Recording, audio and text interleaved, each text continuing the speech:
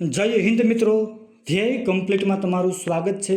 તો મિત્રો આજે આપણે જોવાના છીએ કે જે મિત્રો જીએસઆરટીસી કંડક્ટર અને ડ્રાઈવરની એક્ઝામની તૈયારી કરી રહ્યા છે એવા મિત્રો માટે ખાસ કમ્પ્યુટરના પરીક્ષાલક્ષી વન લાઇનર પ્રશ્નો। તો મિત્રો આની પહેલાં આપણે કમ્પ્યુટરના 4 ભાગ જોયેલા છે અને મિત્રો આજે આપણે જોવાના છીએ ભાગ 5મો। અને મિત્રો એમાં આપણે પરીક્ષાલક્ષી કમ્પ્યુટરના 25 જેટલા વન લાઇનર પ્રશ્નો જોવાના છીએ।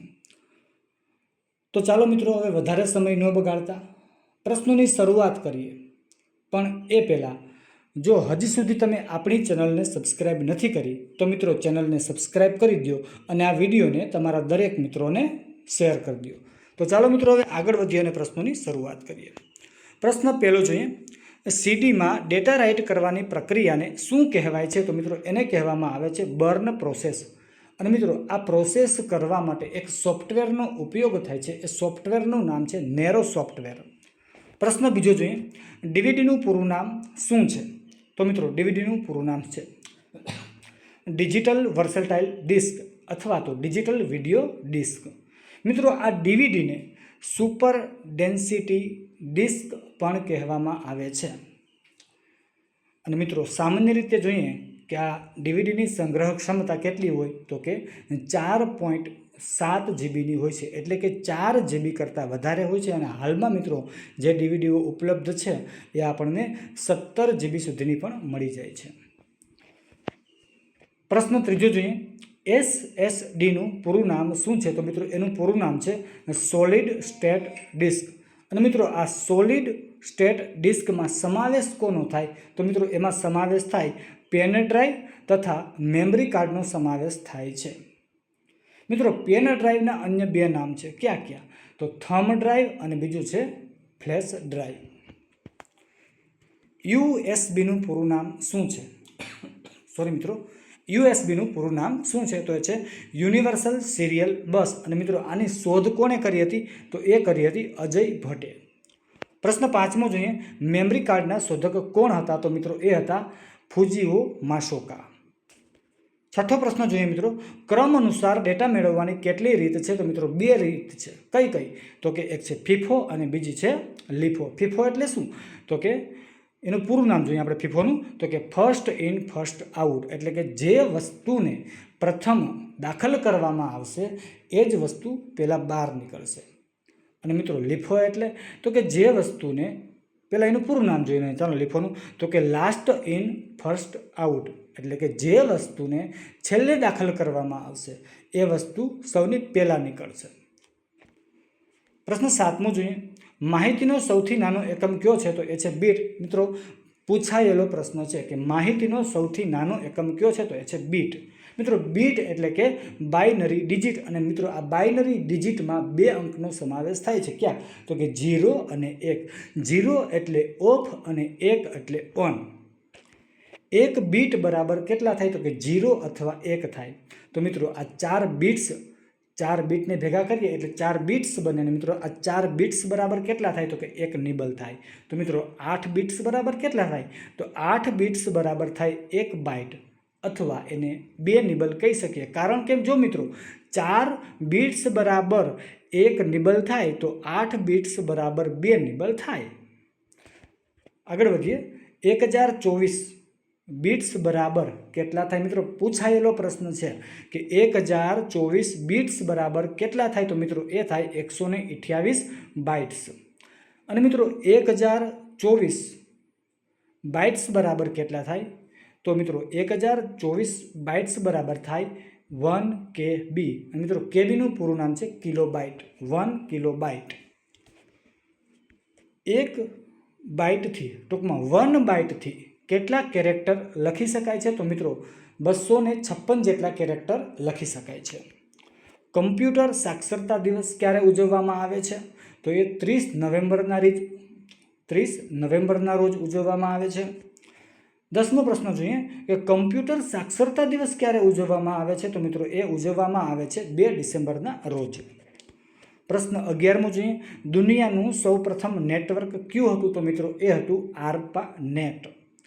મિત્રો આ બનાવવામાં કોના દ્વારા બનાવવામાં આવ્યું હતું? તો મિત્રો આ અમેરિકા દ્વારા બનાવવામાં આવ્યું હતું ARPANET. દુનિયાનું સૌપ્રથમ નેટવર્ક એટલે ARPANET અને મિત્રો એ અમેરિકા દ્વારા બનાવવામાં આવ્યું હતું. અને મિત્રો સૌપ્રથમ વાર ઈમેલનો ઉપયોગ જે છે એ આ નેટવર્કમાં જ કરવામાં આવ્યો હતો. મિત્રો આ ARPANETનું પૂરું નામ છે advanced research project agency network. મિત્રો યાદ રાખજો, આ પ્રશ્ન પૂછાયેલો છે. ભારતમાં સૌપ્રથમ નેટવર્કની શરૂઆત ક્યારે થઈ હતી? તો મિત્રો એ થઈ હતી ઈસવીસન 1986માં. ભારતનું સૌપ્રથમ નેટવર્ક કયું હતું? તો મિત્રો એ હતું ERNET. અને મિત્રો આ ERNETનું પૂરું નામ છે એજ્યુકેશન એન્ડ રિસર્ચ નેટવર્ક. 13મો પ્રશ્ન જોઈએ. TCPનું પૂરું નામ શું છે? તો મિત્રો આ TCPનું પૂરું નામ છે ટ્રાન્સમિશન કંટ્રોલ પ્રોટોકોલ. મિત્રો આના શોધક કોણ હતા? તો એ હતા વિન્ટ સર્ફ. અને મિત્રો આ વિન્ટ સર્ફને કમ્પ્યુટરના પિતા તરીકે ઓળખવામાં આવે છે. પ્રશ્ન 15મો જોઈએ.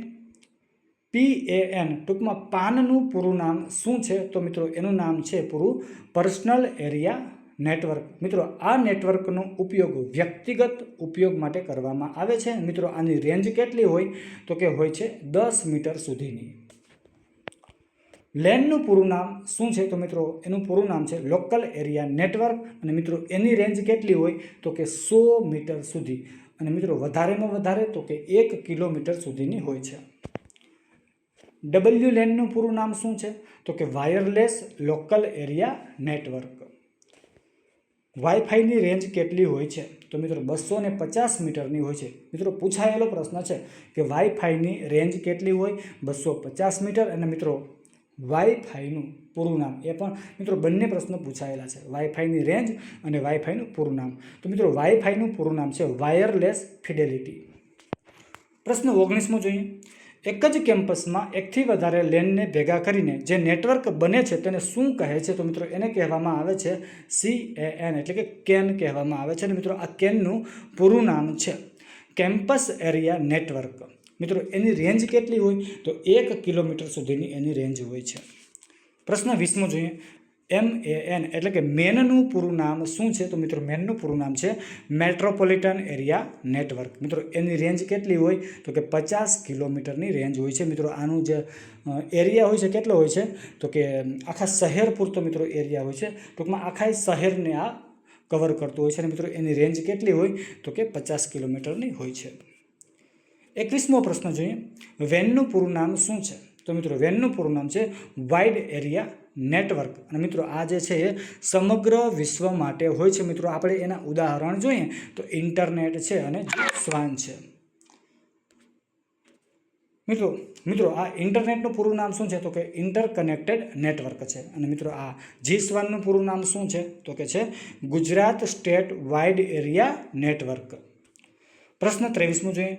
કમ્પ્યુટર એકબીજા સાથે કેવી રીતે જોડાય છે? કેવી રીતે જોડાય છે તે દર્શાવતા નકશાને શું કહે છે? કમ્પ્યુટર એકબીજા સાથે કેવી રીતે જોડાય છે તે દર્શાવતા નકશાને શું કહે છે? તો મિત્રો એને કહેવામાં આવે છે નેટવર્ક ટોપોલોજી. એક જ દિશામાં સિગ્નલ પ્રસારિત થાય તેને શું કહેવાય છે? તો મિત્રો એને કહેવામાં આવે છે સિમ્પ્લેક્સ. મિત્રો છેલ્લો પ્રશ્ન જોઈએ હવે.